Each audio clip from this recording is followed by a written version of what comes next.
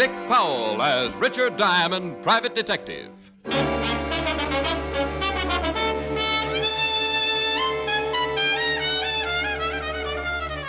Now we bring you another transcribed adventure with Richard Diamond, private detective, starring Dick Powell.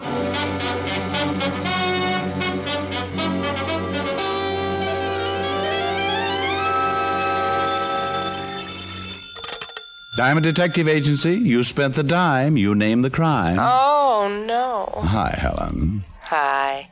Rick, what kind of a slogan is that? You spent the dime, you name the crime. Well, it only applies to people calling from phone booths, dear. Well, I'm not calling from a phone booth. Then you have no right to judge the merits of my slogan. This is logic? Dear, you worry about your millions and I'll worry about my slogans. How is your bulging little bank account these days? Healthy, which is more than I am. I have a cold. Why, you poor kid. Cheer up, I'll let you take me to dinner tonight. That should make you feel better. Yeah, maybe.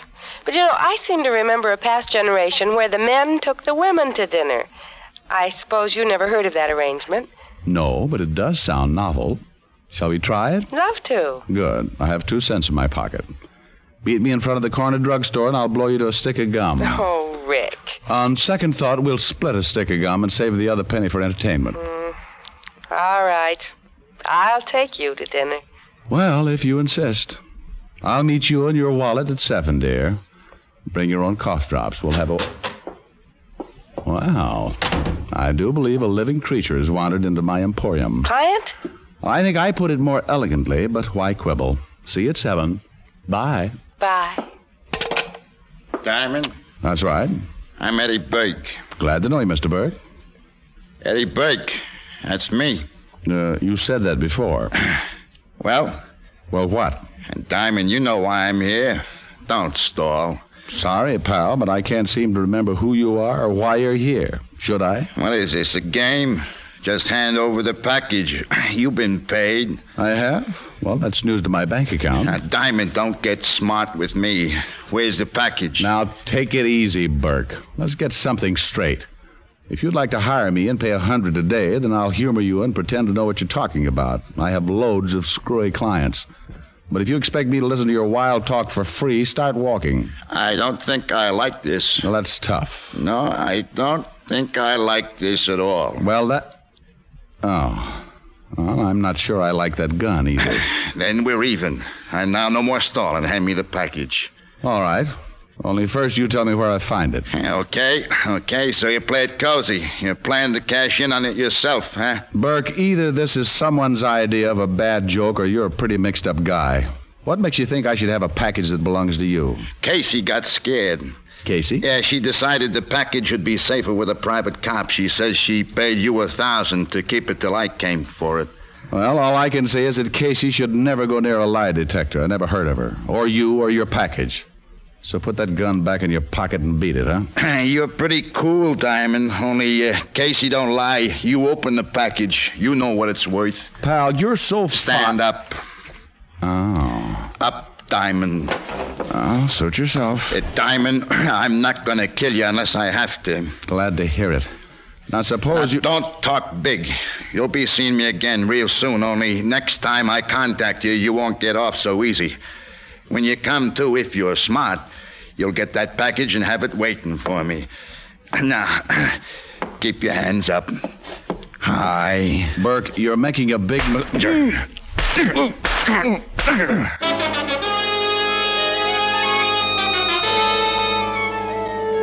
Oh, it isn't fun getting a face full of cold steel.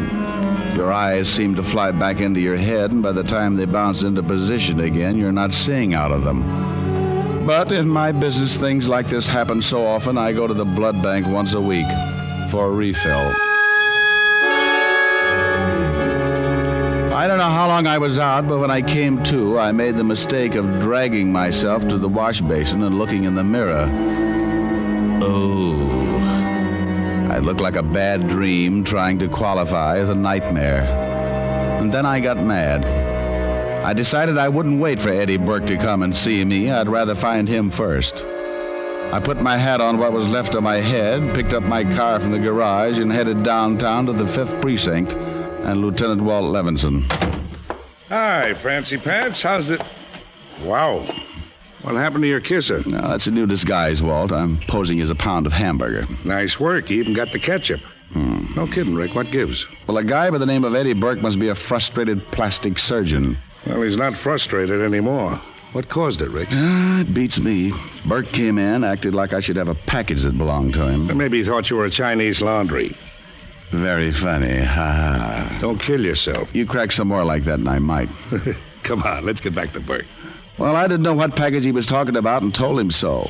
He thought I was lying and went to work on my face. Well, cheer up. It's an improvement. Bless your brass buttons and head. Thank you. You're welcome. Anyway, this was supposed to be a warning of what would happen next time Burke contacts me. What's he going to do, make weekly visits or something? Oh, no, nothing chummy like that. He just promised to look me up once more for the package. I see. Well, what brings you down here? You come to cry on my shoulder or fill out an assault charge against Burke? Neither, you sympathetic soul, you. Just thought you might know something about this Burke guy. I'd like to look him up and play some more games. I'll bet. Well, we've had Eddie Burke down here a few times. I'll get his file. What's his racket? He was sent up on a counterfeiting rap several years ago. Before that, he was mixed up in about every... Yeah, here we are. Here's his folder. Good. It's a big one, isn't it? I'm going to look at a list of his friends. He said a gal named Casey told him I had the package. Casey? Never heard of him with a girl by that name. Oh, sure. She's the lad with the bat. What bat? The one she struck out with. Struck out? What are you talking about? You remember Casey at the bat? Yeah, but that was a man. Oh, here, look at the file. The only name you'll find connected with Burke is Manny Warren. Manny Warren? Oh. When was Manny mixed up with Burke? On that counterfeiting rap. They couldn't prove anything against Manny, so we let him go. You think he might know where Burke is now? It's hard to say. Manny's been running a big garage over on 71st. The address there in the folder. Yeah. Well, that seems to be the only lead. Here. You know, that package Burke lost and thinks you might have. You thought that was important, huh? Important enough to bash my head in. Why? I'm just thinking. When Eddie was picked up, we never found the plates he was making the phony dough from. Chances are he hit him. You think the plates might be in the package? Could be. Only I still can't figure out why this Casey dame would say she gave them to you. Well, neither can I, Fatty. But I'll try and find out. See you later. I drove across town and located Manny Warren's big garage. From the looks of the place, Manny had come a long way from his counterfeiting days with Eddie Burke. There were several trucks inside, but just one man, a beefy-looking character pounding out a dent in one of the truck fenders. I walked over to him. Say, buddy. Hey. Hey. Huh? Oh. Is the boss around?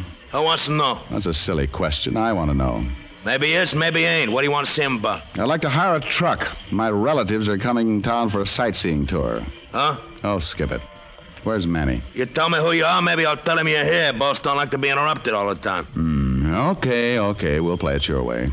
Tell him Richard Diamond wants to see him. Richard Diamond? You're the private eye? The private black eye at the moment. Snap it up, huh? Okay, I'll tell him. Bill, on that blue car, you'd better... Hello, Manny. Well, Diamond.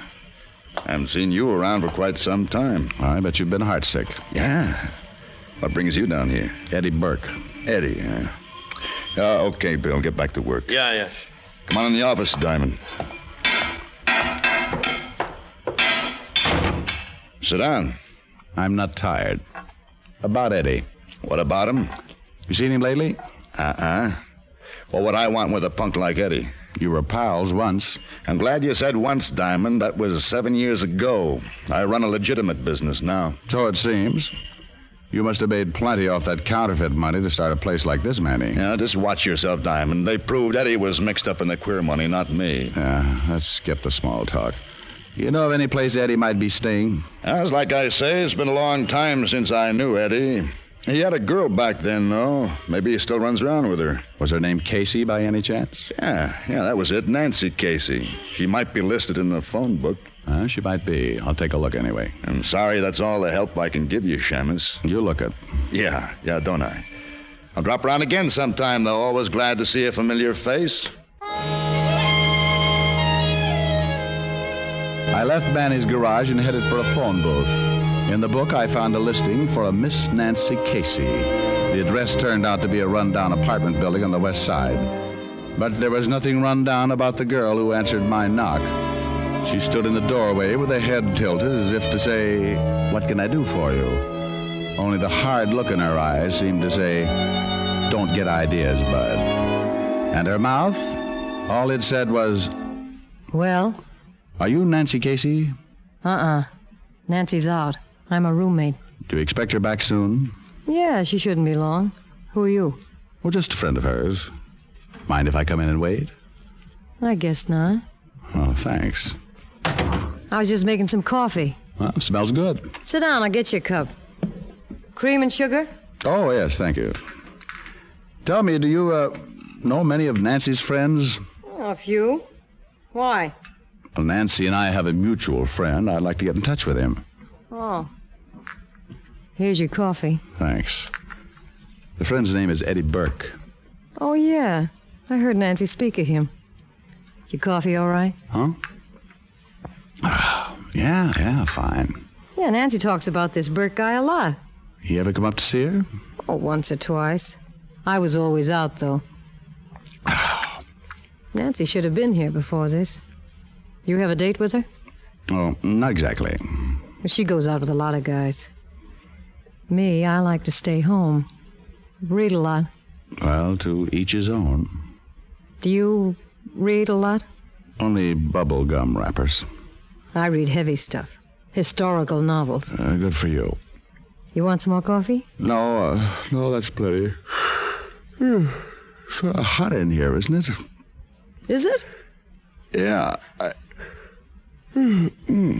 Real hot. It'll get hotter, Mr. Diamond. Diamond? How did you know my name? Oh, your picture's been in the paper. Like I say, I read a lot. You getting tired? Yeah, Oh, no. Oh, yes. The coffee. Shouldn't take long. You dropped your cup, Mr. Diamond. Oh, you shouldn't try and get up. That drug takes effect fast. You just tire yourself. You Casey? That's right, I'm Nancy Casey. Find it hard to stay on your feet, Diamond? My head, You what? You can't even stand straight. The big, strong detective.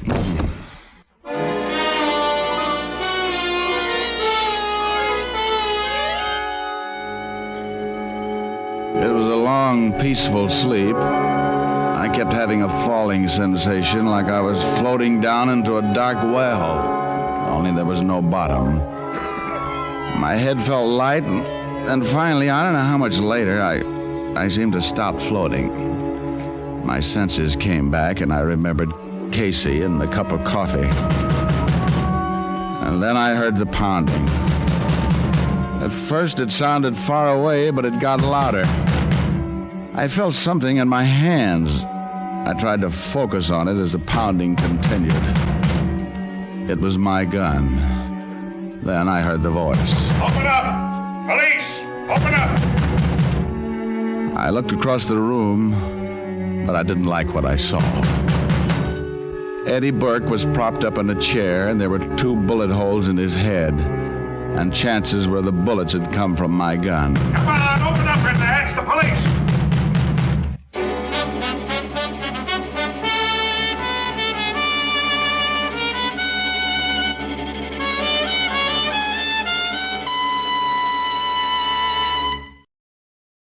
And now, back to Richard Diamond, Private Detective, starring Dick Powell.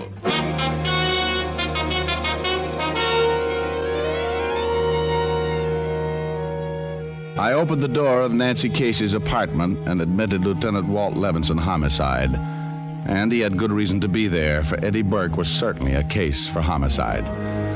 I brought Walt up to date, told him about Casey drugging me and my finding the gun in my hand. It's a good thing Walt was my friend. He believed me. Well, Rick, it's been quite a day. Slugging, drugging. Now it looks like somebody's trying to frame you, but good. Yeah. What brought you here anyway, Walt? Anonymous phone call.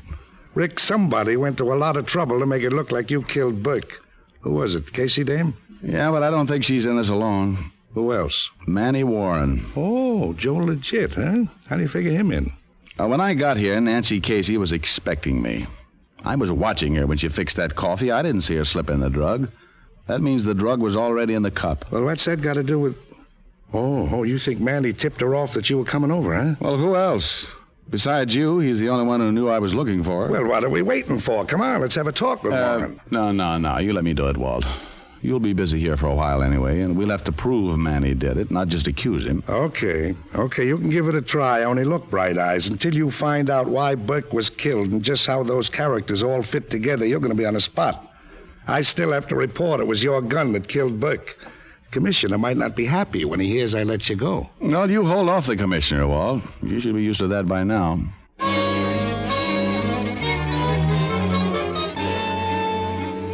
I left the apartment and drove across town back to Manny Warren's garage.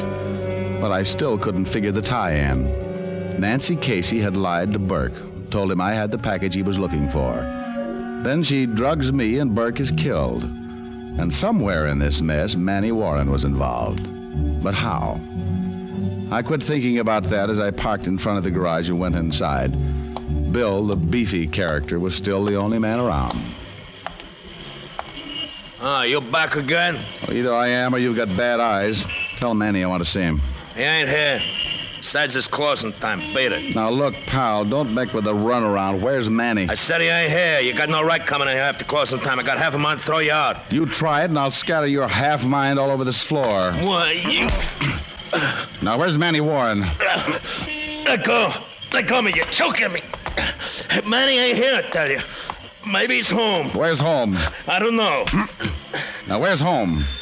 I don't know, I tell you. Maybe that's him now. Okay. Enter the office and answer it. And if it is Manny, ask him where he is. And don't try anything, or I'll make you look like I feel. Manny ain't gonna like it. Oh, shut up. Just answer that phone and hold the receiver up so I can hear, too. Hello? Bill, this is Casey. Is Manny there? No, he ain't. Well, I'll try his home then. If he should come in, though, tell him I found a place I'll be staying in for a while. I'm registered at the Carter Hotel as Nancy Collins. You got that? Yeah, I got it. Well, that's as good as Manny's address. Come on, Bill. Where you think you're taking me? To that closet over there. That'll keep you out of the way temporarily. Oh, no, you don't. Oh. I dragged Bill into the closet, locked it, and then headed for the Carter Hotel. Nancy Casey could clear up a lot of questions, and I was in a good mood to play quizmaster. She was in room 312, and I took the elevator to the 3rd floor. Then I reached her room, but before I could knock, I tried the door. It was locked. I threw my weight against it. I tried again, and the door flew open. No, it was quite a sight. Nancy Casey was writhing on the floor with a knife in her back. There was an open window, and climbing out of it onto the fire escape was Manny Warren. I scrambled after him.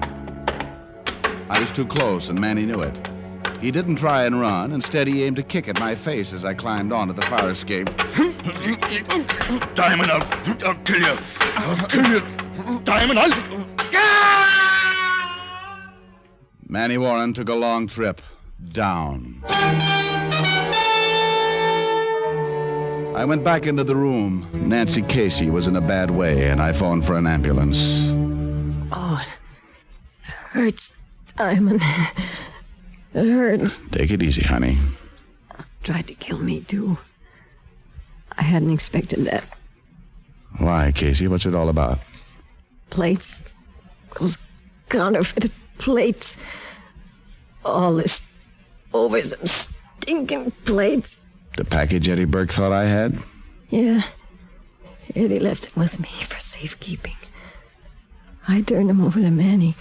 He told me we'd clean up and leave town by the time Eddie got out. Only we didn't. Eddie came to me and wanted the plates. So you lied and said you'd give them to me. I needed time. I needed time to talk to Manny. He decided how to get rid of Eddie. When you came along, he told me to drug you. He'd handle the rest. Then I came here. I phoned him at home, told him where I was. He didn't waste any time getting here.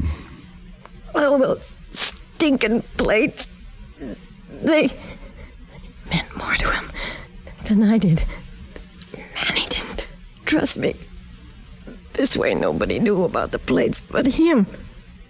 He didn't trust me. Well, in his business, you don't trust anyone. Now, I better keep quiet and lie still. No, I gotta talk. Talking keeps my mind off the pain. Talk to me, Diamond. Talk. All right, Nancy, I'll talk to you. You swim, Diamond? I used to like swimming. It's a lot of fun. Yeah, it's fun.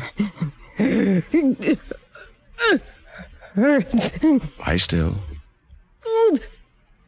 Pain. I never could stand pain.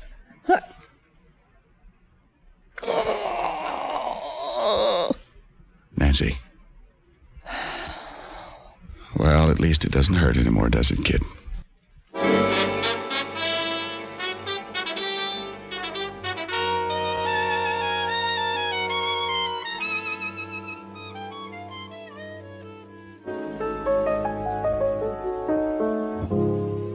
Rick, Yes, Helen, dear? you sure I can't get something to help your face? Not unless you have an old gas mask handy. You poor boy, I can't stand to see you all beaten up like this. You can't stand it. Honey, it's my face. Well, in its present form, I wouldn't brag about that. Oh, now that's what I like, a gal to cheer you up after a hard day's work. Hard day's work. Pistol whipped, drugged, framed. What a business, and what do you get out of it? Oh, 100 a day and a very high mercurochrome belt. Oh, I'm serious, Rick. Other men lead pleasant, quiet lives. They have nice jobs, nice homes, nice wives. Oh. I knew this conversation was leading somewhere. Well, while we're on the subject... I'm not safe. Dear, I want you to hear the nicest song. Oh, no. I'll sing it just for you. I might as well give up with my cold. You can sing louder than I can talk. Oh, saved by the skin of my vocal cord. Just wait until one day you have laryngitis, coward. How much do I love you? I'll tell you no lie. How deep is the ocean?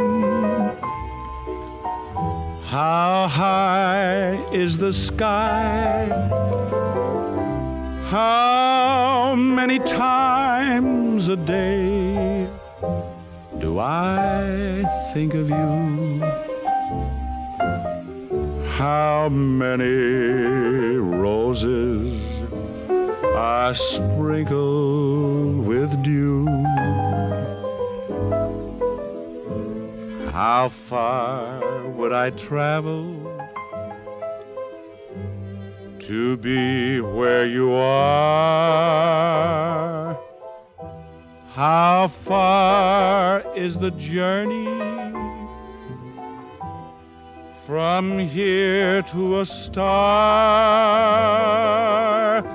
And if I ever lost you, how much would I cry? How deep is the ocean? How high is the sky? Oh, very nice. Well, thank you, dear. Only somehow that sweet song doesn't go with that battered face of yours. No? It's like Frankenstein whistling Mother McCree. Oh, clever. You know, I could take my bruises and leave. Why don't you just snap off the lamp and then I won't notice them? Helen, at times you are endowed with genius. Come here. And have you catch my cold? Not in your life. Oh, then let's turn the lights back on, dear. I can't stand to see all this darkness going to waste.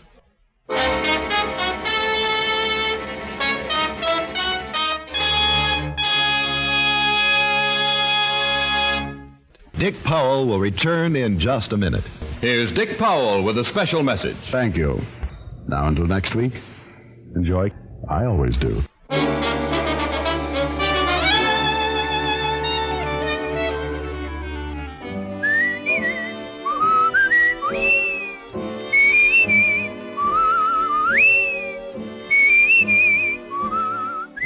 Tonight's adventure of Richard Diamond was written by Dick Carr with music by Frank Worth. Virginia Gregg was heard as Helen Asher and Alan Reed as Lieutenant Walt Levinson. Others in the cast were Bill Conrad, Jeanette Nolan, and John Daner. Richard Diamond, Private Detective, is transcribed in Hollywood by Jaime Del Valle.